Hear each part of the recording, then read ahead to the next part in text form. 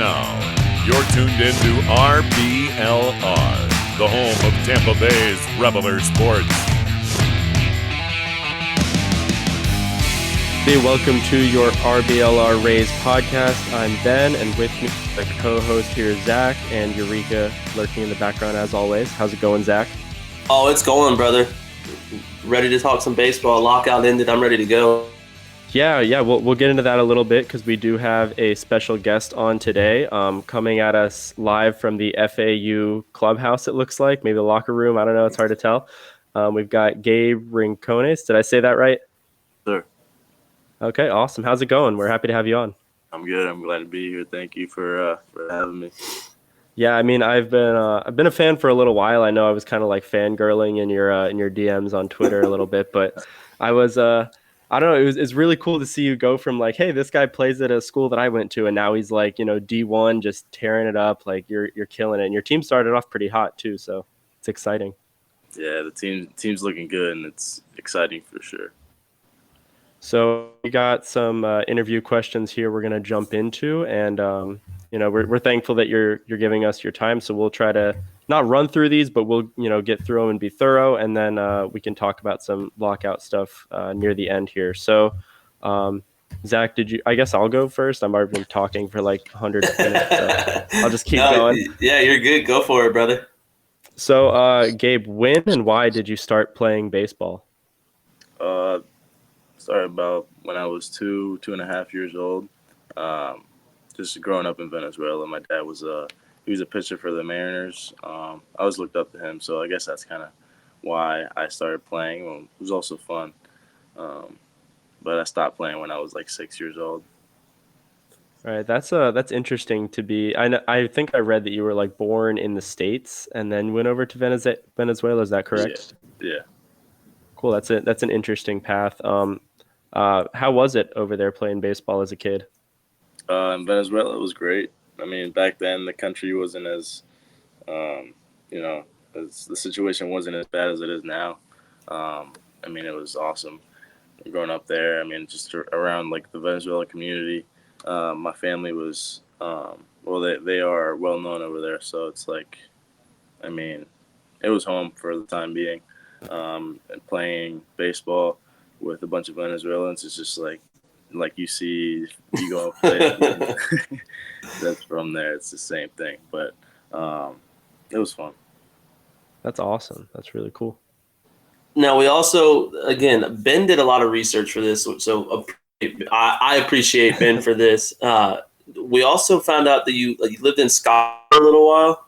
Yeah, growing up from ages like 6 to 13. My dad got an offshore safety advising job for like oil rigs. He does like safety apparatus, like breathing apparatus for like poisonous gas that comes up with the oil. So that took us out to Scotland, next to the North Sea. And I mean, from there it was soccer, boxing, judo, swimming, like anything but baseball, really. Oh, so you didn't play baseball in Scotland? No, not really. It was it's a Sunday league thing where I would wake up really early to go, an hour away or maybe 2 hours away just to like find a soccer field where I could throw with my dad and play with like 40-year-old, American dudes that wanted to play baseball. Holy cow. Nice. That sounds like it's a challenge to find a place to play over there. But what would you say is the most fun thing the most fun you had playing baseball in Scotland? I mean, it was fun regardless because I got to play.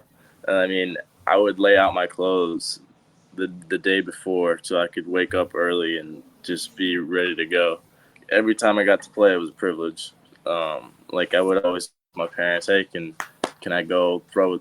Like my mom would have throwing the ball against the wall. But it was fun every time I got to. That's awesome. Now so aside from that, like coming back over to the States, what was the hardest part to what was the hardest thing to adjust to coming back to the States and then playing ball again? Everything. I mean, I was out of whack. I always knew I could play. That's why my parents sent me over so I can pursue it. But I was out of touch. Like I didn't face live pitching in like 6 years because over there's no organized baseball. But like getting here, learning culture, assimilating. I mean, it was annoying, honestly. I mean, Yeah. I wanted to be on like under the radar. I want to learn to speak like everyone else because over there, Scottish accents are not exactly the most understandable dialect. So, I mean, it was also a grind because I got cut the first 2 years of high school. But I mean, work ethic was never a problem for me. Yeah, it seems like it paid off for you a little bit. It's going good. Hell yeah. Yeah, definitely. This wasn't included in our questions here, but I was just curious. I know you're an outfielder now, but did you have like a favorite position or preferred position growing up? I know you said your dad was a pitcher, so I like to curious play about that. the hot corner, third base. Nice. Okay. But my high school coach Dennis Bond, he kicked me out the infield one BP. He was like, "Where are you gonna play during the game?" And it was more of a rhetorical question when he was going at me, so I kind of tossed my glove to the side and ran to the right field. So, All right. I mean, it seems like you're sticking there. You found a home over there in right field. oh yeah, So that's pretty cool. I mean, I can roam the outfield all day long, but it's fun over there at third base and BP. No, definitely. Definitely. So, oh yeah, go ahead. What was it like? You started off at St. Pete College, correct? Yeah. What was it like adjusting to playing at that level and the success you had there? Like adjusted from high school to St. Pete? Yeah. I mean, success level. I mean, Jesus, really, because he's blessed me with, my coaches, like people surrounding me, like everything that I've done so far is, thanks to him because I'm not really supposed to be in the country. Like realistically, I don't really like that word. But I mean, success. I mean, just work ethic, like, getting exposed to, the level of play. I mean, as soon as I get to like be exposed to high velo, you can either work and adjust or you let it eat you up. But I mean, it was just, God and work ethic. That's all I could really say. Yeah, and it seems like you've got a good mentality about it because, like you said, it's kind of like you either adjust or you move on. So it's like sink or swim, and not it's like a dead zone for players. But if you're not at a high level coming out of high school, a lot of players do fall off. So it's really impressive that you're able to work your way up, and now you're playing at a Division I program. But you were drafted last year by the Padres. I think it was the 19th round. How did that feel? That must have been amazing. It would have been amazing out of high school, but because my sights are set so to a point where it's, I can achieve anything I put my mind to. Like it goes for anybody out there. So when you realize you could do that and you don't get exactly what you want, I thank God, and it's a privilege that I got drafted. Everybody wants, to play pro ball, and I'm very grateful for it. But it wasn't exactly where I wanted to go, but it was a good feeling. So this isn't a question in interview questions, but what is that sweet spot for you? Where, if you could pick like somewhere you'd be happy to get drafted to, as far as like a round, where would that be? See, that question the last year would have been something that I knew, but now it's more of I'm grateful to play. Okay. Oh, yeah. I more of a realization and gratitude, like, you can get injured and things, don't exactly go your way all the time.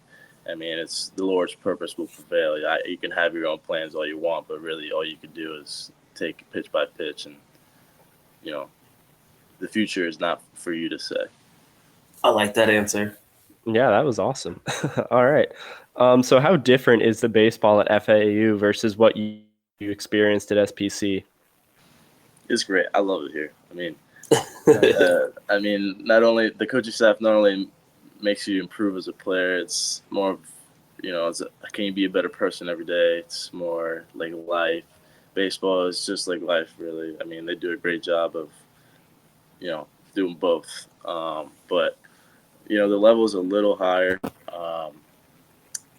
especially hitting.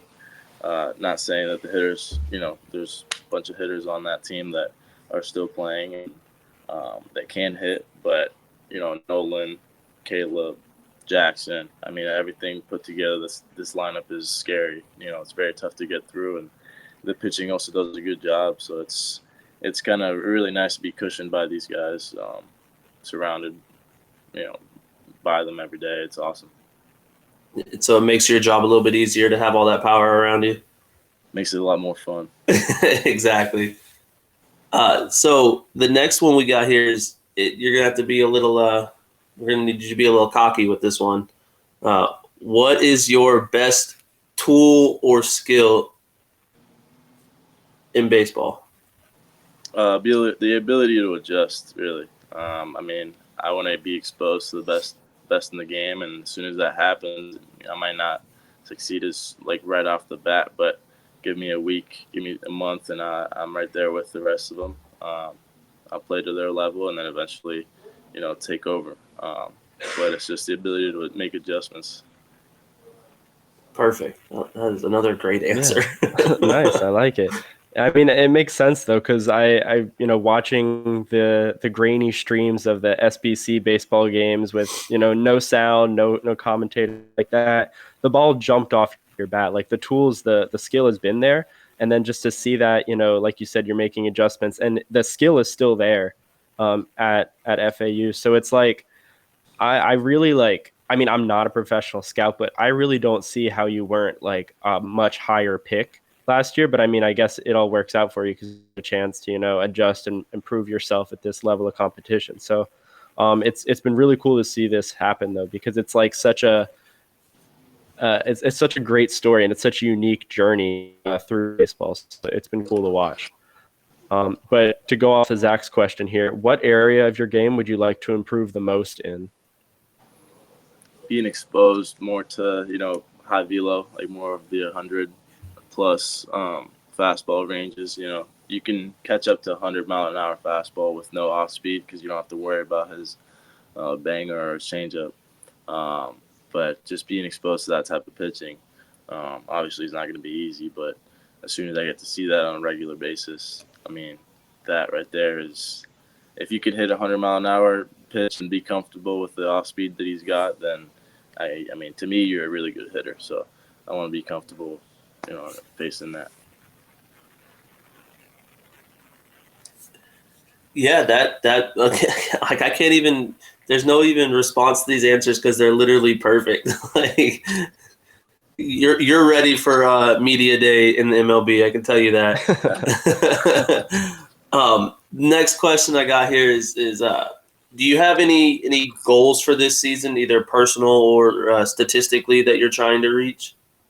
Yes, but I mean, I want to be the best hitter in the country, but the most important thing is being the best player, best person that you can be every single day. Because I mean, again, future, you have little control of what you do in the future. I mean, what you do today is what predicts the future. But more importantly is the wins, like the team as a whole, sweeping, taking series from teams, just winning every day. Because if you have a winning team, you're on a winning team, people take notice. When people around you are winning, you win. It's contagious. And I mean, nothing worse than coming back to the locker room or going back to the bus, not winning, very quiet. Yeah. Well, I'm sure. I mean, you guys are off to a great start, though. I'm looking at it now. You're 11-4. your offense has been insane this season, like as a team, like so many guys contributing, including yourself. It's really cool to see that. Do you pay attention to like statistics or stuff like that in terms of your performance or your team's performance? I don't really like statistics on an individual side. I think it's the batting average is a very like just seeing, like you don't even have to know it. Just if you see your own batting average on a stat sheet or up on the scoreboard, that's something that you also have to kind of learn to play with, like knowing your own batting average or your own stats when you're not going good and being like, it doesn't matter. At the end of the season, I'm going to hit 350. I'm going to hit whatever it may be. But I don't really like stats. It doesn't really matter unless it's at the end of the season. And then again, at the end of the season comes playoffs, and then the stats reset. So. No, that's true. That makes sense. I mean, you just take it, one at bat at a time, just hit the ball hard, and, good things are going to happen. Yeah. Yeah, awesome. Yeah, so these next questions are going to be more exciting ones, I guess, just getting to know you as a fan of baseball, not as a player. Do you have a favorite player? Did you have a favorite player while you were growing up? I had favorite hitters because I would I couldn't see baseball live. I was more of like a YouTube, MLB highlights or watch these crazy plays. But Barry Bonds for sure, one of my favorite hitters. The list of, A-Rod. You could say they're steroid users, but the swings were there, the approach was there. Still very hard to hit, steroids or not. Ichiro right now is Shohei, the current live player. But Barry Bonds all time is my favorite player. Yeah, you're not going to hear me complaining about the steroid stuff. I think that it still takes skill to hit a ball coming at you at 100 miles an hour, no matter how you are. Nice. And you've got good taste too, Ohtani, Bonds, Ichiro. Those are all some great guys to admire. Did you ever like any pitchers or anything, or was it just mostly hitters you liked? Like Randy Johnson, Nolan Ryan. Altuve as a hitter and Miguel Cabrera, the Venezuelans. I think I grew up watching Altuve in his rookie camp in Venezuela, which is why I was an Astros fan before and after the scandal. But now I'm a FAU Owls fan for now. Hey, there you go. So the last question I got for you, man, and then we'll let you get back to your day. Do you have a walk-up song? Not really. It changes every year, but I like to listen to reggae before and after the game. Okay. All right. Nice. Well, yeah, Awesome. Ben, that's all I got. Yeah, did you have any questions for us or anything like that? What do you guys think of the this whole lockout thing? Perfect segue. Love I'd it. say perfect segue. Basically, for me, I think it's just been a massive waste of time. I'm glad that the players have gotten a little more than what they got. I still think they deserve more, though. Yeah, I'm happy it's over, but it's like, I feel like they could have got more, but I'm just excited for baseball. Like I'm a huge fan of the game. We love the Rays here. We're just happy that it's getting started, I think, but we're not really looking forward to the next set of negotiations in like 5 or 6 years or whatever. So what about you? You enjoying it that it's over now? MLB or no MLB, I still got, NCAA baseball. Yeah, exactly. I think it's, to me right now, it's not important. Exactly. That makes sense. You got other priorities to worry about, though, so I understand that completely. You seem pretty focused and driven, but I just thought of another question here. Is there anything you like to do to like get your mind off of baseball? Like, is there something you do in your free time that you hobbies or anything? Read scripture. I mean, whenever it's very, very hard for me not to think about baseball, especially after a game. When I'm going to bed, most of the time I can't sleep, good or bad game. But when I read scripture, everything goes away. I mean, everything important and meaningful I'm doing and is reading scripture. But I mean, there's not much that really gets my mind off of baseball. Nice, awesome.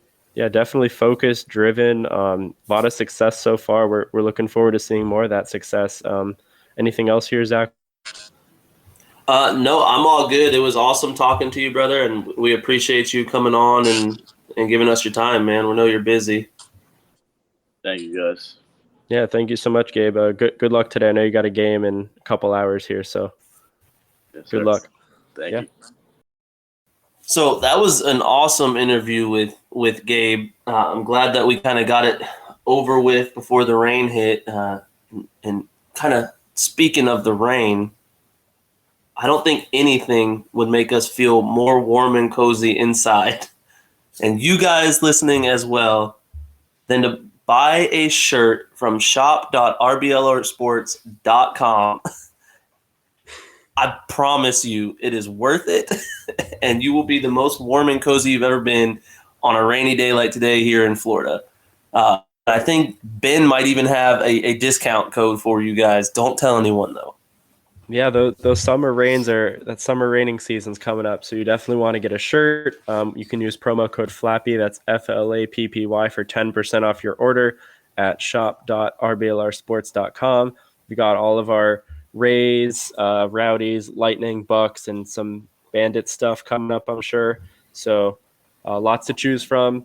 So, choose it if you'd like. You don't have to buy a shirt, but it would help us so we don't starve to death over here at RBLR Studios.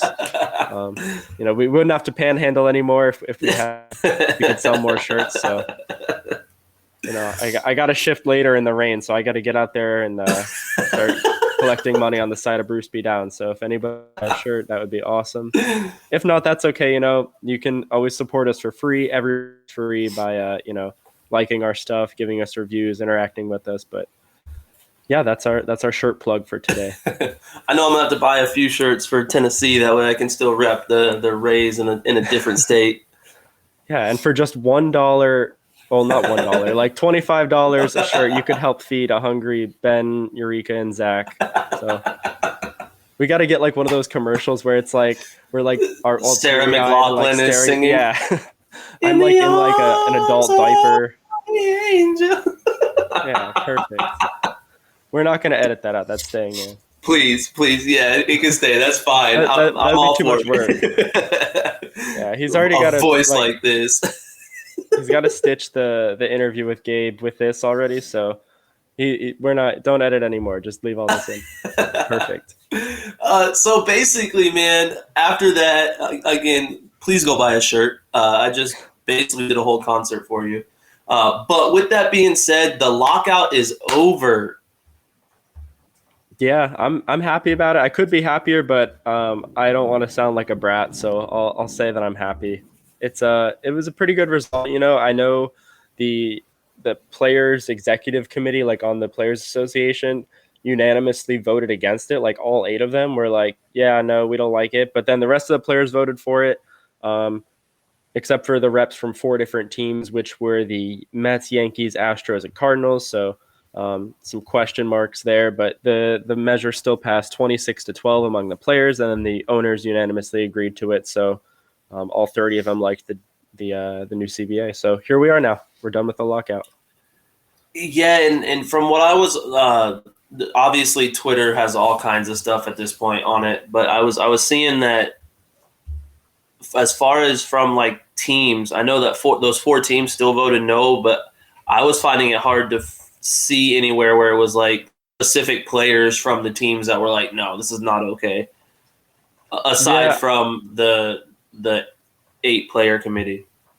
Right. I mean, I guess they were just representatives for their teams. So I don't know if them specifically, but either way, just seeing that the owners are like 100% on board with it, and like not all the players are 100%.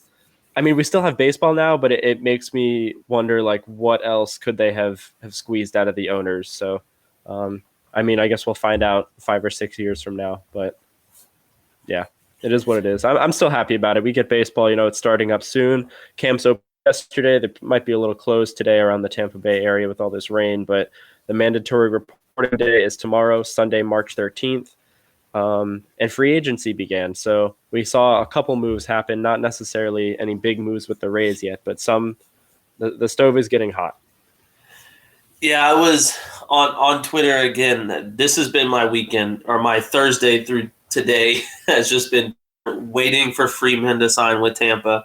But aside from that, I've been seeing a lot of just everyone like, oh, what happened to free agency? Why is no one signing? Why aren't we doing this? Why aren't we doing that? If anyone signed the first day, it instantly was going to be investigated for tampering. Like you couldn't have done probably. that. So I kind of expected it to be a little bit of a slow start to free agency, as opposed to what everyone else was thinking.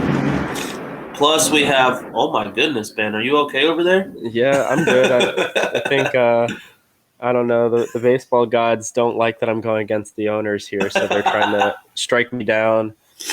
I'm gonna need Gabe to protect me here with some of his readings. Exactly. But basically, I don't expect anyone to.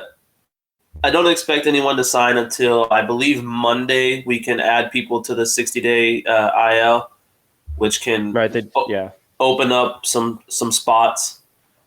So I predict that that's going to be our big signing day in free agency. Yeah, and the Rays need space on their roster. Like they're super crowded. There's a lot of depth, but if they're gonna, improve at some key areas, they're gonna need to clear some space. But I'm excited to see what moves are gonna be made. I know they made a couple like minor league signings. Nothing really significant other than some depth parts. So there's really not much to talk about with that. But yeah, that's pretty much it for the free agency stuff. Any details about the new CBA that we should go over here? The biggest one for me, and one that I'm kind of excited about in a way, is the draft lottery. I know that it sounds kind of weird, but I think that it's going to be, if we can make it, and this is more for the fans of the game, in my opinion, to where if we can make this kind of like a spectacle, kind of like how the NBA does their draft lottery, where, we have representatives from a team there, like one player from each team or one former player, and I think that could be big for fans of the game and to bring in the younger audience who watches the NBA draft lottery and everything. I just think it's solid for them. That would be cool. And I just thought it's kind of a joke, but also not really. Like, what if they streamed the draft or the draft lottery on Fortnite to appeal to little kids? Because I feel like that might be good. So Rob Manfred, figure out how to work with Fortnite. I mean, you struggle to work with your own players, but maybe you could figure out how to work with the Fortnite game developers. I don't know. I mean, the NFL did. The NFL's got there's skins for every NFL team in there. That's true. And they did that thing on Nickelodeon or whatever. Yeah. Yeah, I mean, I guess that's the way to appeal to some of the younger generations. But yeah, I think the draft lottery is a good thing, and I think it'll make teams more competitive. I also like the slightly expanded playoffs. I feel like it gives the good teams a little bit more margin for error, but I still feel like I think 10 teams was fine. 12 is okay. I'm glad it's not 14, but 12 is okay with me, I guess. I'd still prefer 10, but I'm not too upset about it. Yeah, see, I agree with you 100%. I was okay with 10 playoff teams. I didn't think we needed more. I didn't want more.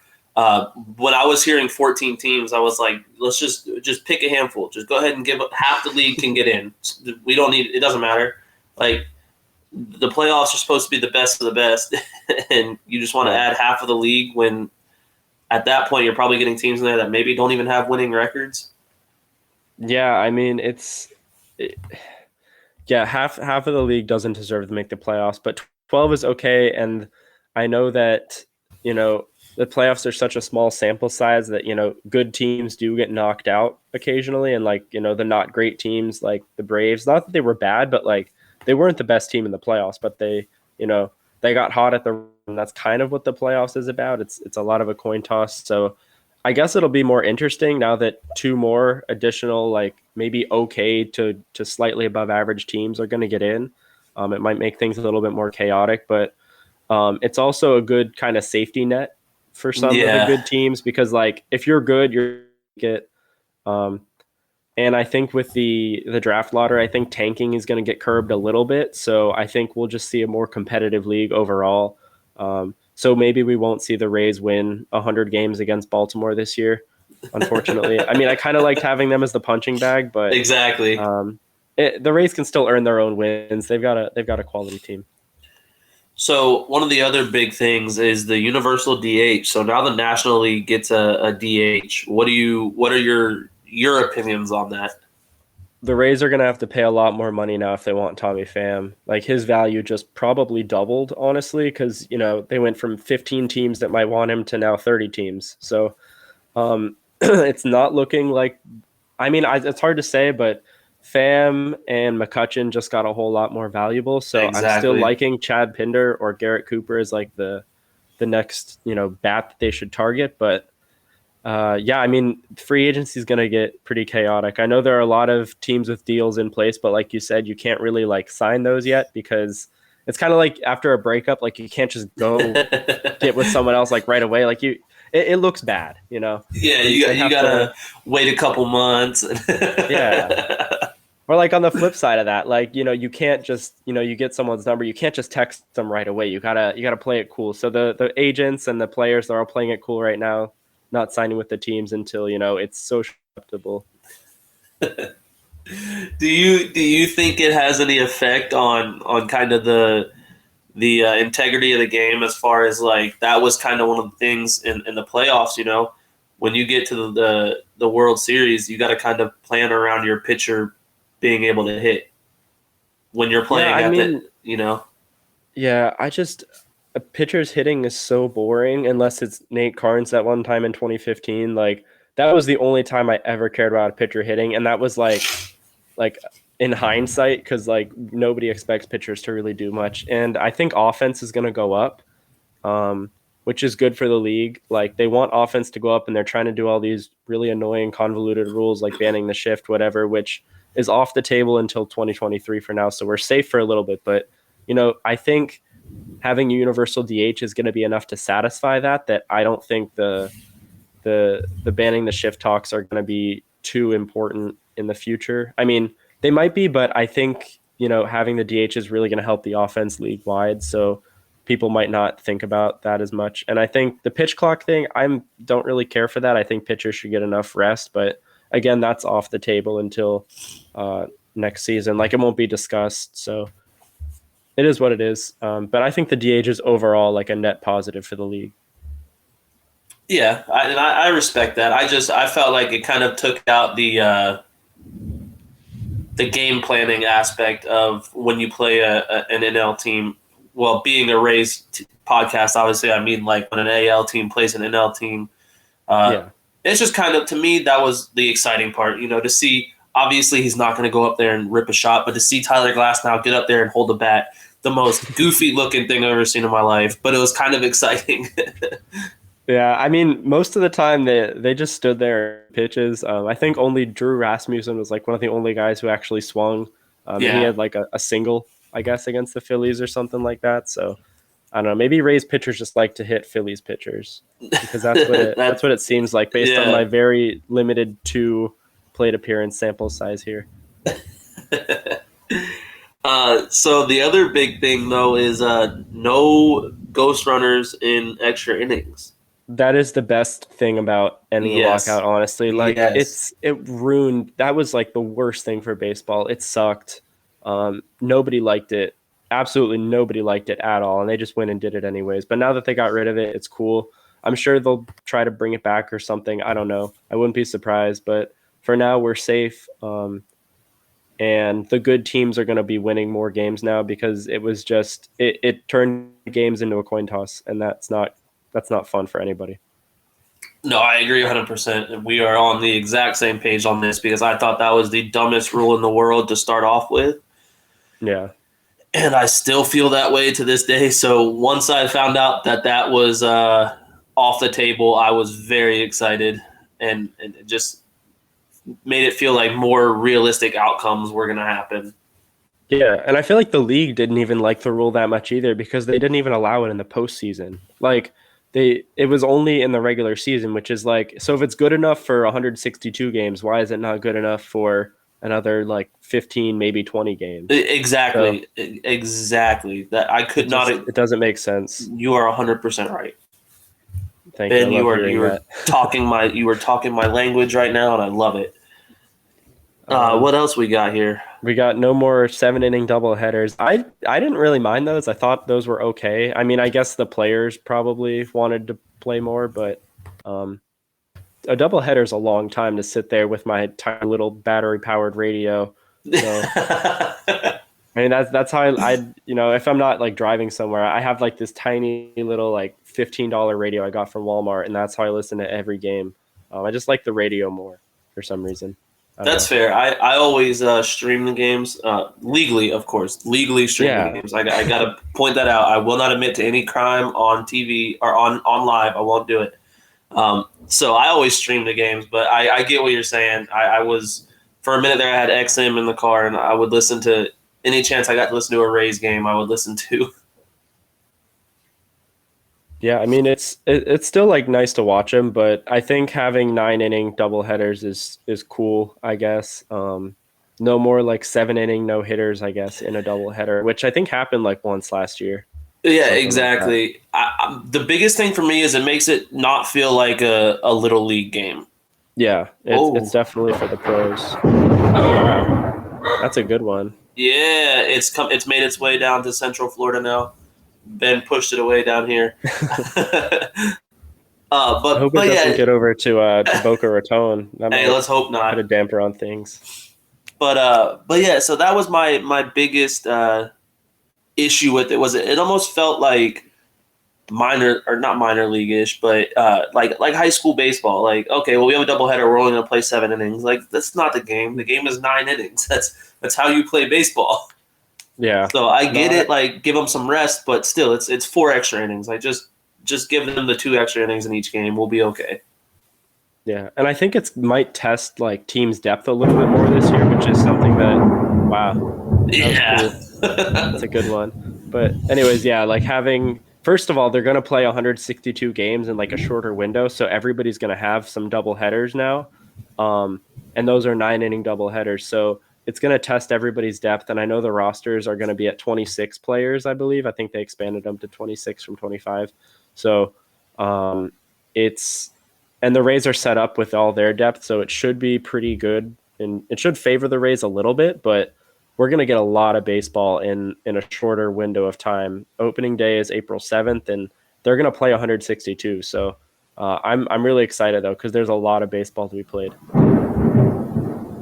Yeah, no, I think that's the biggest thing for me was that we did get all 162 games in, which means the players are going to be paid for 162 games. They're not losing any pay. It kind of made, to me, it made MLB look, what's the word I'm looking for, weak. Because, well, we're going to cancel games. We're going to cancel games. You will not get paid for them. This was 2 weeks ago that they said this. and every week it was like, all right, well, if we get it done by this day, we'll let it slide.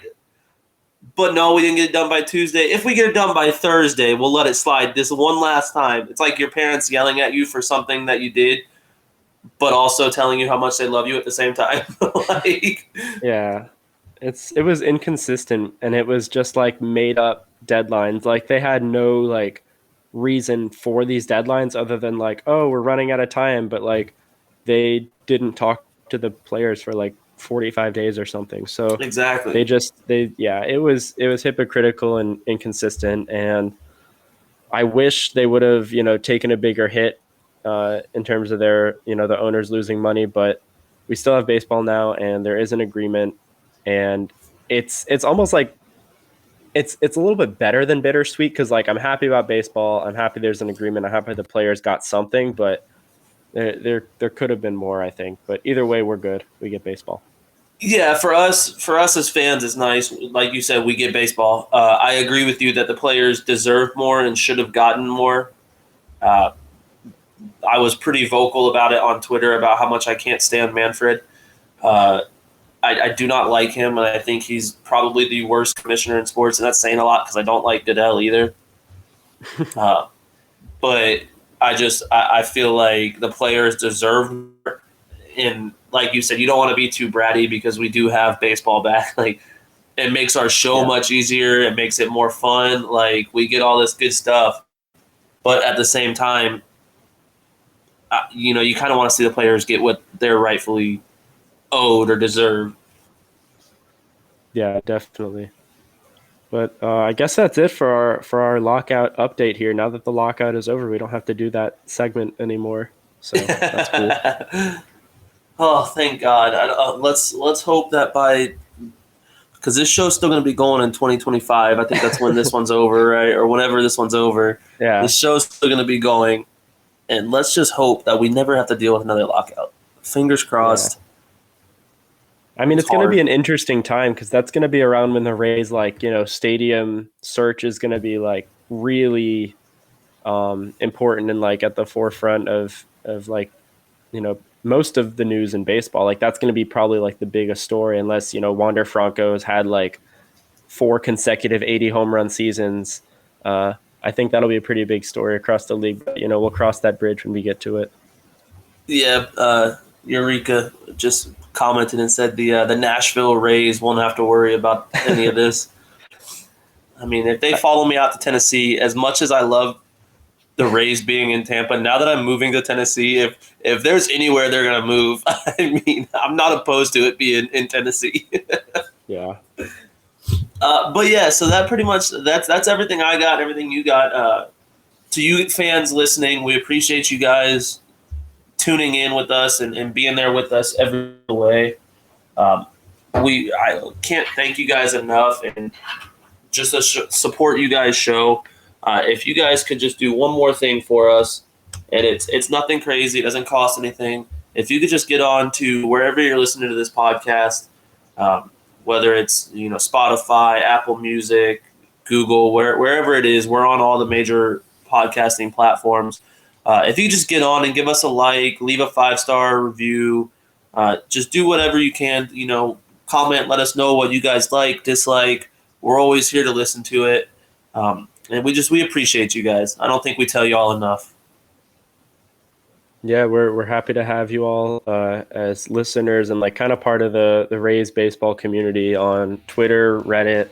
I'm not on Instagram too much, so I don't know how it is on there, but yeah, we enjoy this and we're happy to keep putting out stuff like this. So thank you for your support. Go Rays. Yeah, I guess go Rays. Yeah, that's it. Thank you for tuning into this presentation by RBLR Sports. On your way out of the stadium, please remember to like and subscribe.